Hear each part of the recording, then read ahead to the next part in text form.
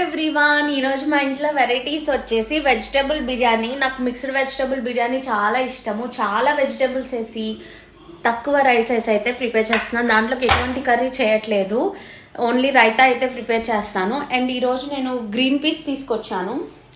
వీటిని ఫ్రోజన్ చేస్తాను. ఎలా ఫ్రోజన్ చేయాలో ఒక చిన్న షార్ట్ అయితే తీసినాను, రేపు అప్లోడ్ చేస్తాను. మీరు కూడా చూడండి. ఎవరైనా చేసుకోవాలని ఇంట్రెస్ట్ ఉంటే చేసుకోండి. ఈ టైంలో చాలా తక్కువ కాస్ట్లో దొరుకుతాయి.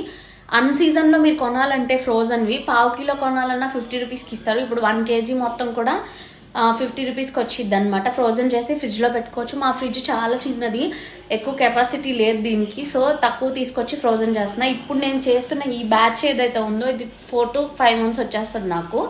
సో ఎవరైనా ఇంట్రెస్ట్ ఉండి మేము ఇట్లా ఫ్రిడ్జ్లో పెట్టుకొని తినాలనుకుంటున్నాం అంటే ఫ్రోజన్ చేసుకోండి. హెల్త్కి చాలా మంచిది. కలర్ వేసే గ్రీన్ పీస్ అసలు వాడకండి, అవి తిన్నా ఎటువంటి యూజ్ లేదు.